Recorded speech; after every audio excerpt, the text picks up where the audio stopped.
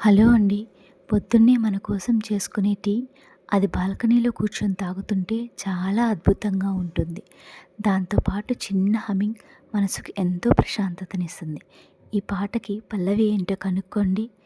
శిలలాంటి నాకు జీవాన్ని పోసి, కలలాంటి బ్రతుకు కలతోటి నింపి, వలపన్న తీపి తొలిసారి చూపి, మదిలోని సెగలు అడుగంటి మాపి, నునువెచ్చనైనా ఓదార్పు నీవై, శృతి లయలాగా జత చేరినావు.